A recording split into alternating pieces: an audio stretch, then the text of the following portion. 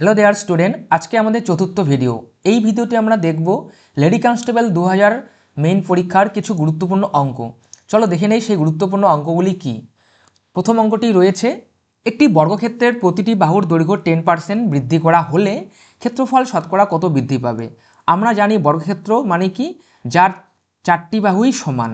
এটি একটি বর্গক্ষেত্র যার চারটি বাহুই সমান এবং প্রতিটি বাহু 10% বৃদ্ধি করা হয়েছে। দেখো আগে একটা কি পাবো আমরা, আগে একটা ক্ষেত্রফল থাকবে, হ্যাঁ কি না। এবং যখন দৈর্ঘ্য বৃদ্ধি করা হলো পরেও একটা ক্ষেত্রফল থাকবে, পরেও একটি ক্ষেত্রফল হবে।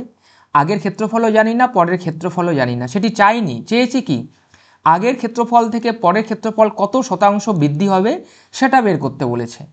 চলো আমরা এখন এই অঙ্কটি সমাধান করি। অনেক নিয়মেই সমাধান করতে পারি, তার জন্য আমরা দুটো নিয়ম এখানে জানবো, একটি বেসিক, একটু ট্রিক। বেসিকটি একটু জানার প্রয়োজন, একটু জেনে নাও কি বলেছে। চলো আমরা দেখে নেই। দৈর্ঘ্য দেওয়া নেই, দৈর্ঘ্য বা বাহু দেওয়া নেই, দৈর্ঘ্য আমাদের দেওয়া নেই। ক্ষেত্রফল, কারণ দৈর্ঘ্য বা বাহু থেকেই ক্ষেত্রফল তৈরি হয় এবং ক্ষেত্রফলের সূত্র আমরা কি জানি, বাহু বা দৈর্ঘ্য যাই বলি না কেন তার স্কোয়ার। ঠিক আছে, আমরা দৈর্ঘ্যও বলতে পারি বা বাহুও বলতে পারি। আমরা মনে করি প্রথমে দৈর্ঘ্য কত ছিল, 100। তাহলে ক্ষেত্রফল কত হবে, আমরা জানি বাহুর স্কোয়ার, তাহলে 100 স্কোয়ার দিলে কি হবে, 1000 হয়ে যাবে, 4টা শূন্য হয়ে যাবে 100 স্কোয়ার করলে। পরে প্রথমে এটা, হ্যাঁ এটা পরে মানেই কি, যখন আমরা দৈর্ঘ্য 10% বৃদ্ধি করলাম তারপরে পরে কি হবে বলছে, ক্ষেত্রফল দৈর্ঘ্য 10% বৃদ্ধি পেয়েছে। প্রথমে দৈর্ঘ্য 100, তার 10% যদি বৃদ্ধি হয় তাহলে দৈর্ঘ্য কত হবে, দৈর্ঘ্য বা বাহু 110। এখন বাহু কত পেয়ে গেলাম, 110। এখন ক্ষেত্রফল কত হবে, আমরা জানি বাহুর স্কোয়ার, 110 যদি স্কোয়ার করি আমরা কত হবে, 12100। তাহলে এটা প্রথমের ক্ষেত্রফল পেলাম, পরের ক্ষেত্রফল পেলাম। আমাদের কিন্তু প্রথম পরে চাইনি, চেয়েছি কি, বৃদ্ধির হার। আমরা জানি বৃদ্ধির হার মানে কি, বৃদ্ধির হার বা শতকরা বৃদ্ধি মানে কি, বৃদ্ধি বাই আসল মানে পূর্বের ইন্টু 100%। তাহলে বৃদ্ধি কত হয়েছে দেখো, বিয়োগ করো, ডিফারেন্স করো, বৃদ্ধি হচ্ছে 2100। তাহলে আমরা বৃদ্ধি পেলাম কত, 2100। আর প্রাথমিক মানে পূর্বের ক্ষেত্রফল কত ছিল, 10000000। তাহলে আমরা শতকরা হার বের করবো, পেয়ে যাব আমরা এখন 0 কেটে গেল, এই 2 0 কেটে গেল, কত থাকে 21%। তার মানে আমাদের যে 10% বৃদ্ধির পর ক্ষেত্রফলের পরিবর্তন কত হলো, 21%। এটা বেসিক, এই বেসিকে তোমরা এই ধরনের অঙ্ক করতে পারবে। এই ধরনের অঙ্ক করার জন্য একটি ট্রিক রয়েছে। ট্রিকটি কি, ট্রিকটি এটা, পরিবর্তনটা বের করার জন্য আমরা এই ট্রিকে বের করতে পারি। প্রথম প্লাস দ্বিতীয় প্লাস প্রথম ইন্টু দ্বিতীয় বাই 100। এটা মনে রাখবে, এই ধরনের অঙ্ক বা অন্যান্য অনেক অঙ্ক করতে পারি। প্রথমে কত 10 লিখব, দ্বিতীয় ক্ষেত্রেও 10 লিখব, যেহেতু 10 প্রথমের ক্ষেত্রে 10 ইন্টু পরেও 10 বাই 100। 10 প্লাস 10 20 প্লাস সব কেটে শূন্য কেটে যায়, কত থাকে 121%। এইটুকু বেসিক আর এই ট্রিক দুটোই জানতে হবে যদি নিঃশেষ সাফল্য পেতে চাও। চলো আমরা পরবর্তী অঙ্কটি দেখে নেই। কি বলেছে, দুটি সংখ্যার সমষ্টি 144 এবং অন্তর 36। সংখ্যা দুটি কি কি, মানে আমাদের বলতে চাই যে দুটি সংখ্যা আমরা জানি না, তাদের যদি যোগ করি তাহলে হবে কত, 144 হবে। আর সংখ্যা দুটি যদি আমরা বিয়োগ করি কি হবে, 36 হবে। তাহলে আমরা এই ধরনের অঙ্ক বেসিকও করতে পারি, অপশন টেস্টও করতে পারি। চলো আমরা অপশন টেস্ট করি। দেখো প্রথম কন্ডিশন নিয়ে অপশন টেস্ট করি। তার মানে বোঝা যাচ্ছে যেই দুটি সংখ্যা নির্ণয় করতে বলেছে অপশনে দেওয়া রয়েছে। এটা প্রথম সংখ্যা, এটা দ্বিতীয়, এটা প্রথম, এটা দ্বিতীয়।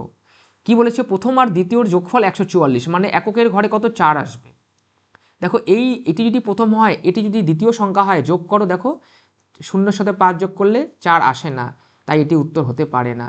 ঠিক একইভাবে দেখো এই ডি নাম্বার অপশনও কি যোগ করলে কোনোদিনও 144 হয় না, 9 আর 3 যোগ করলে কখনোই 4 হয় না, তাই এটিও উত্তর হতে পারে না। এখন দেখো এখানে 9 আর 5 যোগ করলে কিন্তু 4 হয়, এখানেও কিন্তু যোগ করলে 4 হয়, কিন্তু দেখো 9 5 14 4, 9 একে 10 11, 114 হচ্ছে, তাই এটিও সঠিক উত্তর নয়। তাহলে একমাত্র সঠিক উত্তর এটিই হতে হবে। দেখো যোগ করে দেখো, 4 9 5 কত 14, 144 হয়ে গেল। তাহলে আমাদের সঠিক উত্তরটি কি সি নাম্বার। ঠিক আমরা বিয়োগ করেও করতে পারি, এটি হচ্ছে অপশন টেস্ট। চলো আমরা আরেকটি সূত্র জেনে নেই, মুখস্থবিদ্যার সূত্র, সেকেন্ড মেথড। সেকেন্ড মেথড কি? এই ধরনের স্ট্যান্ডার্ড অঙ্ক করতে গেলে আমাদের প্রথম সংখ্যা বের করার নিয়ম হচ্ছে কি, যোগফল যেটা দেওয়া থাকবে তার সঙ্গে যোগ করব কি বিয়োগফল বা ডিফারেন্সটা, বিয়োগফল। ঠিক আছে, আমি সংক্ষেপে লিখছি সূত্রগুলো, বাই 2। তাহলে এখানে যোগফল বা সমষ্টি কত দেওয়া রয়েছে 144 লিখলাম, এবং বিয়োগফল কত দেওয়া রয়েছে 36 লিখলাম, বাই 2। ঠিক আছে, তাহলে 6 4 10 0, 4 3 7 8, 180 বাই 2, তাহলে কত 90। তাহলে প্রথম সংখ্যাটি আমরা 90 পেয়ে গেলাম। দেখো এইভাবেও আমরা করতে পারি। তুমি যদি বলো দ্বিতীয় সংখ্যা কীভাবে বের করবো আমরা এই নিয়মে, দ্বিতীয় সংখ্যা বার করার ক্ষেত্রে নিয়ম একই। প্রথমে কি হবে, যোগফল, মাঝখানের চিহ্নটা কি ছিল প্লাস, এখানে মাঝখানের চিহ্নটা মাইনাস হবে, মাইনাস বিয়োগফল বসাবো, বাই 2 করব, আমাদের দ্বিতীয় সংখ্যা পেয়ে যাব। এটি প্রথম সংখ্যা বের করার সূত্র, এটি দ্বিতীয় সংখ্যা বের করার সূত্র। চলো আমরা এবার তৃতীয় অঙ্কে চলে যাই। কি বলেছে তৃতীয় অঙ্ক? বলেছে কয়লার মূল্য 25% বাড়লে কয়লার জন্য ব্যয় বৃদ্ধি না করে গৃহস্থকে কয়লার ব্যবহার কত শতাংশ কমাতে হবে। মানে কি, কয়লা কোনো একটা জিনিসের মূল্য 25% বেড়ে গেছে, এখন যেই ফ্যামিলি কিনে কয়লা তারা খরচ বাড়াতে চাচ্ছে না, ব্যয় খরচ বাড়াবে না। তাহলে সিম্পল হিসাব, খরচ যদি না বাড়ায় তাহলে ওদের অবশ্যই কি ইউজটা কমাতে হবে, জিনিস কম পরিমাণে ব্যবহার করতে হবে। তাহলে কত শতাংশ কম ব্যবহার করব সেটা বের করতে বলেছে। অনেক নিয়মে করতে পারি, একটি সবচেয়ে সুন্দর নিয়ম রয়েছে, চলো এই নিয়মটি দেখে নিই। কি এই ধরনের অঙ্কের ক্ষেত্রে একটা জিনিস মনে রাখো, বৃদ্ধির হার দেওয়া রয়েছে, আমাদের হ্রাসের হার বের করতে বলেছে, হ্রাসের হার বের করতে বলেছে। তাহলে বৃদ্ধির হার কি বলেছে দেখো, 25% বৃদ্ধির হার, 25% বৃদ্ধির হার বলেছে। এই ধরনের অঙ্ক আমরা শর্ট ট্রিকে করতে গেলে একটা সহজ নিয়মে, সুন্দর নিয়মে কি করব, যেই পার্সেন্টেজ দেওয়া থাকবে তার ফ্র্যাকশন ভ্যালু লিখব। 25%-এর ফ্র্যাকশন ভ্যালু কত 1/4। ক্ষেত্রে মনে রাখবো যেই ফ্র্যাকশন ভ্যালুটা আসবে 25% বৃদ্ধি মানে 1/4, বৃদ্ধির হার যদি 1/4 হয়, হ্রাসের হার কত হবে, বৃদ্ধির হার এটা, তার হ্রাসের হার হওয়ার সূত্রটা কি করতে হবে, একটা ভগ্নাংশ তৈরি করবো, একইভাবে ফ্র্যাকশন তৈরি করব। ফ্র্যাকশন তৈরি করার নিয়ম কি, এই লবের সঙ্গে হরের সঙ্গে লব যোগ করব, যোগ করে নিচে বসবে। ঠিক আছে, আর লবে যা থাকবে সেটাই বসবে, ফ্র্যাকশন তৈরি হয়ে গেল। এটা মনে রাখবো কিন্তু, হ্যাঁ, এই দুটো যোগ করে পরবর্তী যে হ্রাসের হার হবে সেখানে হরের স্থানে যোগ করে বসবে 1/4, 1/5। তাহলে 1/5 মানে আমরা কি জানি 20%। দেখো অঙ্ক হয়ে গেল, জাস্ট এগুলো মুখে আমরা করতে পারবো। বৃদ্ধির হার 1/4, 25% মানে 1/4, তবে হ্রাসের হার হবে 1/5, আর 1/5 মানে 20%। অঙ্ক শেষ। তাহলে সঠিক উত্তর কি ডি। ছন্দটা মনে রাখবে, হ্যাঁ, আশা করি বুঝতে পেরেছো। চলো আমরা পরবর্তী অঙ্কে চলে যাই। কি বলেছে, 1 গ্লাস শরবতে সিরাপ ও জলের অনুপাত 5:3, ওই শরবতে কত অংশ তুলে নিয়ে পরিবর্তে সমপরিমাণ জল ঢাললে নতুন শরবতে অর্ধেক সিরাপ ও অর্ধেক জল থাকবে। মানে কি বলেছে, একটা শরবত রয়েছে, এখানে একটা শরবত রয়েছে, শরবত, সিরাপ আর জল আছে। এই শরবত থেকে কিছুটা শরবত তুলে নিয়েছে, কিছুটা পার্ট তুলে নিয়েছে। যেই পরিমাণ তুলে নেওয়া হবে, যতটা, যদি 1 কাপ তুলে নেয় শরবত, ঠিক 1 কাপ আবার কি জল ঢেলেছে, 1 কাপ জল ঢেলেছে। ঠিক আছে, তাহলে নতুন শরবতে সমপরিমাণ জল ঢাললে নতুন শরবতে অর্ধেক সিরাপ ও জল থাকে। তাহলে কত অংশ তুলে নিয়েছে সেই তুলে নেওয়া অংশটি বের করতে বলেছে। তাহলে আমরা এই অঙ্কটি অনেকভাবেই করতে পারি। চলো আমরা রেশিও মেথডে করি। ঠিক আছে, রেশিও মেথডে যদি আমরা করতে চাই তাহলে আমরা লিখেই নেই, শরবত, সিরাপ, হ্যাঁ, প্রথমে কি রয়েছে, সিরাপ রয়েছে, সিরাপ আর কি রয়েছে, জল রয়েছে, সিরাপ, শরবত, এটা কি শরবত, যাই হোক শরবত বানানটা এভাবে লিখলাম আমি, শরবত। শরবতে কি সিরাপ কত রয়েছে, প্রথমে 5:3, প্রথমে রয়েছে এই যে শরবতটা রয়েছে এখানে 5:3 অনুপাতে সিরাপ আর জল রয়েছে। এখন এইখান থেকে তুলে নিল কিছুটা পার্ট, যেটা বের করতে বলেছে। যেই পার্ট তুলে নিল, তুলে নেওয়ার ফলে কি ঢাললো? জল ঢাললো। কি ঢাললো? দেখো জল ঢালতে বলেছে, জল, জল আমার ঢালতে বলেছে, মনে রাখবে। এই যে ঢেলেছে না, এটা ওয়াটার ঢেলেছে। তার ফলে কি হলো? যে নতুন যে শরবত, শরবত তো শরবতই থাকবে, সেখানে সিরাপ আর জলের রেশিও কত হয়ে গেল? হাফ। অর্ধেক সিরাপ আর অর্ধেক জল, হাফ হাফ মানে কি? 1:1। তার মানে কি? শরবতে প্রথমে সিরাপ রয়েছে 5 ভাগ, জল রয়েছে 3 ভাগ। যখন কিছুটা পার্ট তুলে নিল শরবত, নিয়ে জল ঢাললো, তখন কি হয়ে গেল? সিরাপ, নতুন যে শরবতটা আছে সেখানে সিরাপ হয়ে গেল 1 ইউনিট, জল হয়ে গেল 1 ইউনিট। এখন একটা কমন সেন্স এখানে দেখো, সাধারণ নিয়ম বুদ্ধি। আমরা যদি কোনো কিছুর ক্ষেত্রে কোনো কিছু অ্যাড করি, সেটা পরিবর্তন হবে। তোমার কাছে চকলেট আর বিস্কিট আছে, তোমাকে কেউ বিস্কিট দিলে বিস্কিটের পরিবর্তন হবে, চকলেট নিশ্চয়ই পরিবর্তন হবে না। তাহলে এখানে কি জল ঢেলেছে, জল কি? এটা জল, জলটা পরিবর্তন হতে পারে। দেখো প্রথমে জল ছিল কত? 3 ইউনিট, পরে 1 ইউনিট শো করছে, হতেই পারে। কিন্তু দেখো সিরাপ তো চেঞ্জ করেনি, সিরাপ প্রথমে ছিল কত? 5 ইউনিট, পরে শো করছে 1 ইউনিট। এটা কেন হবে? হতে পারে না। তাই এই ধরনের অঙ্কের ক্ষেত্রে যদি এই ধরনের ব্যাপার কন্ডিশন এসে থাকে, তাহলে যেটা পরিবর্তন হওয়া উচিত নয় সেটা যদি পরিবর্তন হয়ে যায়, সেই রেশোটাকে আমরা সেম বানাবো। যেটা পরিবর্তন হওয়া উচিত সেটা তো হবেই, যেটা পরিবর্তন হওয়া উচিত নয় সেটাও যদি পরিবর্তন হয়ে যায়, তাহলে কি করতে হবে? সেই পরিবর্তনটাকে সমান বানাবো। মানে প্রথমে কত ছিল? 5 ইউনিট, এটাকেও 5 বানাতে হবে। কেন? কারণ সিরাপ তো আমরা ঢালিনি, তাহলে সিরাপ কেন চেঞ্জ হবে? যেহেতু চেঞ্জ হয়ে গিয়েছে, তাই এই ক্ষেত্রে পূর্বের মতন কত রয়েছে? 5, এটাকেও 5 বানাতে হবে। এখন 5 অঙ্কের রুলস আমরা জানি, এটাকে যদি 5 দিয়ে গুণ করি 5 হবে, তাহলে ঠিক একইভাবে এটাকেও 5 দিয়ে গুণ করতে হবে। তাহলে একেও 5 দিয়ে গুণ করে 5 হলো, এই 1 ইউনিটকেও 5 দিয়ে গুণ করে আমাদের 5 হলো। তাহলে এখন আমরা এই রেশিওটা নেব আর এই দুটো রেশিও নেব, ঠিক আছে? তাহলে দেখো প্রথমের এই সিরাপ ছিল 5 ইউনিট, পরেও সিরাপ শো করছে 5 ইউনিট, এটাই স্বাভাবিক, কারণ সিরাপ ঢালা হয়নি। তাহলে এখন কি দেখাচ্ছে? প্রথমের জল ছিল 3 ইউনিট, এখন জল দেখাচ্ছে কত ইউনিট? 5 ইউনিট। এটা হতেই পারে, কারণ জল ঢালা হয়েছে। তাহলে আমরা কি দেখলাম? তাহলে আমরা কি দেখতে পেলাম? যে জলের পরিমাণ বৃদ্ধি পেল কত ইউনিট? 2 ইউনিট জলের পরিমাণ বৃদ্ধি পেল।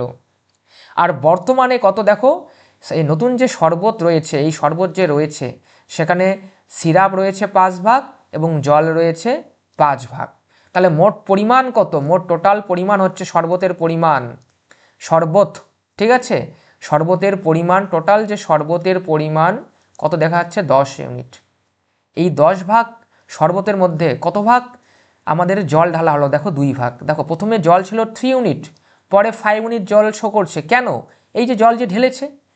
তাহলে দেখা, এবং এখন বর্তমানে শরবত কত? 5 5 10, 10 ইউনিট শরবত, এবং সেখানে জল রয়েছে কত ইউনিট? 2 ইউনিট। তার মানে আমরা বলতে পারি 10 ভাগের মধ্যে 2 ভাগ জল, ওরা বলার অর্থ 5 ভাগের মধ্যে 5 ভাগের মধ্যে 1 ভাগ জল, কারণ 2/10 কাটাকাটি করলে 1/5 আসে। তাহলে বোঝা যাচ্ছে কত ভাগ জল ঢালা হয়েছে? 5 ভাগের মধ্যে 1 ভাগ জল ঢালা হয়েছে। তাহলে আমার কিন্তু এটা বলেনি যে জল কতটা ঢালা হয়েছে, বলেছে কতটা তুলে নেওয়া হয়েছে শরবত। এবং দেখো শর্তানুসারে কি জানি, যতটা তুলে নিয়েছে, যতটা তুলে নিয়েছে, ঠিক যতটা তুলে নিয়েছে ঠিক ততটাই ঢেলেছে, হ্যাঁ কি না? তাহলে আমরা ঢেলেছে কতটা পেলাম? 1/5 ইউনিট, মানে 5 ভাগের 1 ভাগ। তাহলে একইভাবে তুলে নিয়েছে কতটা? যেহেতু সেম, 1/5 ইউনিট। তাহলে সঠিক উত্তর হবে 1/5। তাহলে ডি নাম্বার অঙ্ক উত্তরটি সঠিক। আশা করি বুঝতে পেরেছ। চলো এবার আমরা পরবর্তী অঙ্কে চলে যাই। কি বলেছে? একটি শ্রেণীতে 81 জন বালকের মধ্যে 66 জন ফুটবল এবং 32 জন ভলিবল খেলতে পারে এবং 6 জন কোনো খেলাই জানে না। কতজন বালক উভয় খেলাই জানে? কতজন বালক উভয় খেলাই জানে? এটা আমাদের বের করতে বলেছে। দেখো এই ধরনের অঙ্ক আমরা অনেক অনেক নিয়মে করতে পারি, ভ্যান ডায়াগ্রাম দিয়ে করতে পারি। তো প্রথমে আমি একটা সিম্পল নিয়ম বলছি, ঠিক আছে? বোঝার চেষ্টা করো। কি বলেছে? 81 জন বালক, এখানে টোটাল কতজন বালক রয়েছে? বালক রয়েছে 81 জন, 81 জন বালক, ঠিক আছে? এই 81 জনের মধ্যে রয়েছে যে বালক, সেখানে বলেছে আবার কি ছয়জন কোনো খেলাই জানে না, এই ছয়জন রয়েছে, এই 81 জনের মধ্যে জানে না খেলা, জানে না, ও খেলতেই জানে না, ওরা ছয়জন খেলতে জানে না। তাহলে 81 থেকে 6 জন বাদ দিলে কত থাকে, এই 75 জন খেলতে জানে, এরা হচ্ছে খেলতে জানে, এরা খেলা জানে, এই 75 জন বালক খেলতে জানে। 81 জন বালক, তার মধ্যে 6 জন খেলতে জানে না, তাহলে স্বাভাবিক কয়জন খেলতে জানে, 75 জন বালক খেলতে জানে। ঠিক আছে, কয়জন খেলতে জানে সেটা বলেনি, কি বলেছে, কতজন বালক উভয়ই খেলাই জানে, মানে ব্যাপারটি কি চলো দেখে নেই। দেখো এখানে বলেছে এখন এই যে 75 জন যে খেলে তার মধ্যে কি দেখো ফুটবল খেলে, ফুটবল কতজন খেলে, ফুটবল খেলে 66 জন। আর এই 75 জনের মধ্যে কয়জন ভলিবল খেলে, এই ভলিবল খেলে কয়জন, 32 জন ভলিবল খেলে। তাহলে দেখো 66 জন ফুটবল খেলে এবং 32 জন ভলিবল খেলে, তাহলে মোট খেলোয়াড়ের সংখ্যা কত হচ্ছে, 6 2 8, 6 3 9, 98 জন খেলোয়াড় মানে খেলা খেলে ফুটবল আর ভলিবল মিলে। তাহলে দেখো ব্যাপারটি কেমন, মানে সংখ্যা রয়েছে 75 জন যারা খেলতে জানে, আর এখানে দেখাচ্ছে কি খেলতে জানে কয়জন, 78, আর 98 জন খেলে ফুটবল আর ভলিবল মিলে। ব্যাপারটি কেন এরকম হলো, তার মানে বোঝাচ্ছে কি এখানে এমন কিছু ছাত্র রয়েছে তারা ডাবল খেলে, ঠিক আছে, ডাবল খেলে মানে ফুটবলও খেলে ভলিবলও খেলে। তাহলে 98 জনের মধ্যে 98 জন ছাত্র ফুটবল আর ফুটবল মিলে 98 জন ছাত্র মানে বালক, অরিজিনালি খেলার জন্য বালক কত, 75 জন। তাহলে বেশি কি দেখাচ্ছে দেখো 3 2 23 জন ছাত্র, সরি বালক বেশি দেখাচ্ছে। এই 23 জন বেশি দেখাচ্ছে কেন, কারণ এই 23 জন উভয় খেলা খেলতে জানে, মানে ও ফুটবলও খেলে ভলিবলও খেলে, তার জন্য সংখ্যাটা বেশি শো করছে। চলো আমরা একটা বেসিক নিয়মে এই অঙ্কটি দেখে নেই। মনে করো এই অঙ্কটি বোঝার জন্য যদি বুঝতে অসুবিধা হয় আমরা ছোট্ট একটা অঙ্ক বানিয়ে নেই। দেখো 5 জন ছাত্র রয়েছে, কয়জন, 1 2 3 4, 5 জন ছাত্র রয়েছে, টোটাল কয়জন, 5 জন রয়েছে। আমরা ধরে নিলাম যে জানে না কয়জন খেলতে, এখানে একজন ছাত্র খেলতে জানে না। এই যে 5 জন ছাত্র রয়েছে না, একজন খেলতে জানে না, এই ছাত্রটা না খেলতে জানে না ধরে নিলাম। তাহলে আমরা বুঝতে পারলাম এই 4 জনই খেলে, এই 4 জন খেলতে পারে। এখন আমি বলে দিলাম, তাহলে দেখো 5 জন ছাত্রের মধ্যে একজন খেলতে জানে না, তাহলে কয়জন ছাত্র খেলতে জানে, 4 জন ছাত্র খেলে, সেটা বালক বলো ছাত্র বলো যাই বলো, তাহলে খেলে কয়জন, এই 4 জন কিন্তু খেলে, এই খেলতে পারে না, এই 4 জন খেলে। এখন বললো দেখো ফুটবল খেলে 2 জন, এই 2 জন ফুটবল খেলে, এই এ ফুটবল খেলে, এ ফুটবল খেলে আর এ ফুটবল খেলে, এই 2 জন ফুটবল খেলতেই পারে, 4 জনের মধ্যে এই 2 জন ফুটবল খেলতেই পারে। দেখো প্র্যাকটিক্যালি দেখো, অঙ্ক সবসময় প্র্যাকটিক্যালি করার চেষ্টা করবে, তাহলে ইজি লাগবে, কোনোদিন ভুলবে না। এই 2 জন ফুটবল খেলে। এখন দেখো 4 জনের মধ্যে এই 2 জন ফুটবল খেলে, তার মানে কি এরা কি কোনো খেলা খেলতে পারে না, এটা হতে পারে যে ফুটবল খেলার জন্য তুমি আর কিছু খেলবে না, না হতে পারে না। এই 2 জন দেখো এখন ভলিবল খেলে বলে দিল 3 জন ভলিবল খেলে, তার মানে কি এ ভলিবল খেলে এও ভলিবল খেলে, তাহলে ভলিবল তো 2 জন হচ্ছে, তাহলে 3 জন ভলিবল খেলে বলছে। ব্যাপারটি কেন এরকম হলো, তার মানে বোঝাচ্ছে এই যে বালকটা রয়েছে না, এই যে ছাত্রটা রয়েছে, এই ছাত্রটা এ হয়তো ফুটবলও খেলতে পারে এবং ভলিবলও খেলতে পারে, এই ছাত্রটা ফুটবলও খেলতে পারে ভলিবলও খেলতে পারে। তার জন্য দেখো তাহলে কি হবে, এ যদি ফুটবলও খেলে ভলিবলও খেলে, তাহলে মোট ভলিবলের প্লেয়ার কতজন হচ্ছে দেখো 1 2 3, তাই ভলিবল 3 বলা হচ্ছে। তাহলে মোট কয়জন খেলে দেখো 5 জন। দেখো খেলতে পারে 4 জন, শো করছে 5 জন। কেন 5 জন শো করলো, কারণ এমন একজন রয়েছে 4 জনের মধ্যে সে ডাবল খেলে, ডাবল খেলার জন্য দুই সে ফুটবলেরও প্লেয়ার এবং ভলিবলেরও প্লেয়ার, তাহলে ওকে দুই দিকেই ধরতে হবে, তাই কত হয়ে গেল 5 জন। তাহলে 5 জন খেলে, 5 জন ফুটবল আর ভলিবল মিলে খেলে, আর অরিজিনালি খেলে কয়জন স্টুডেন্ট বা বালক, 4 জন। তাহলে দেখো বিয়োগ করলে আমরা যদি 4 বিয়োগ করি তাহলে 1 বেশি শো করছে, স্টুডেন্টরও খেলার জন্য খেলোয়াড় রয়েছে 4 জন কিন্তু শো করছে 5 জন, তাহলে বেশি শো করছে কতজন, 1 জন। এই একজনটা কে, এই একজন, এই একজন যে কি খেলে ফুটবল আর ভলি। ঠিক আছে, আশা করি বুঝতে পেরেছো। এইরকম অঙ্ক নিয়ে আমরা পরবর্তী ভিডিওতে আবার আসবো। তোমাদের সবাইকে ধন্যবাদ।